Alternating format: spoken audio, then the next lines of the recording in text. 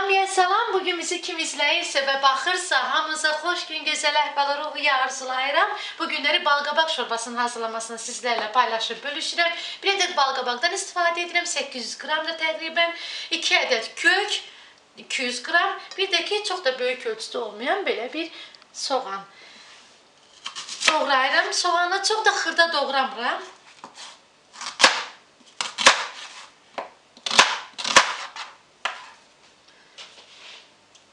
Kökü də doğrayıram.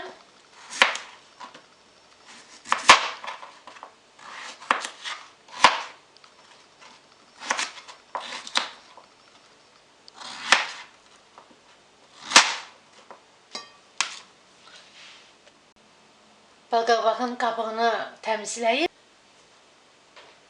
Bunu da doğrayıram. Çox xırda hissələri yox, müəyyən qədər kökə nisbətən böyük bir hissələrə ayırıram. Kərə yağından bu günlər istifadə edirəm. Artıq hazır. Qazana kərə yağı əlavə edirəm. Mən əridilməmiş yağdan istifadə edirəm. İstəsəniz əridilmiş kərə yağı əlavə edin. Sonra isə soğanı və kökü qazanın içərisinə əlavə edirəm. Çox da yox, biraz qızardıram. Yəni yağın içərisində azca qaynamış olsun, belə bir söz deyim.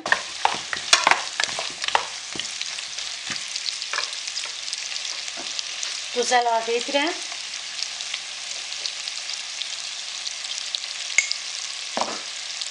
Sonra isə balqabaqları içərisinə tökürəm. 5 dəqiqə soğanla birlikdə qızardıram.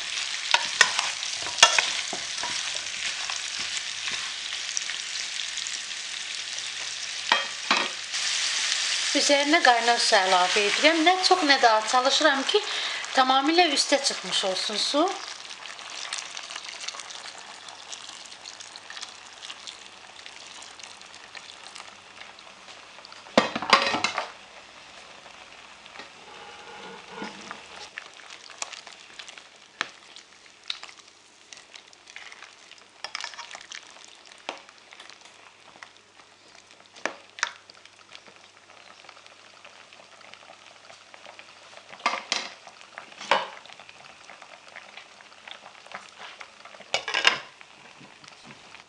Demək olar ki, tamamilə bişib, hətta həll olub. Demək, qaz sobasının üzərindən kənara çəkirəm. Blenderla əzirəm və yaxud da ki, kimə necə rahatdırsa öz mətbəxində nə varsa çəngəllə və yaxud da ki, hər hansı bir əzən əşya ilə. Bir stəkan südü içərisinə əlavə edirəm. Çalışın ki, süd soyuq olmasın. Əgər süddən istifadə etmirsinizsə, bir stəkandan biraz az xama əlavə edib qarışdırın. Əlimi saxlamadan qarışdırıram.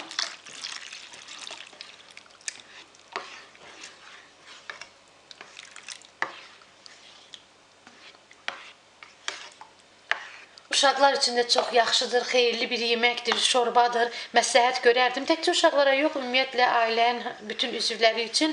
Bugün də hazırladığım bu qədər. Sizinlə sağollaşmıram, yenə də hələlik deyirəm. Dostlarınızla da belə paylaşmağı unutmayın. Baxanlara çox-çox təşəkkür ederim.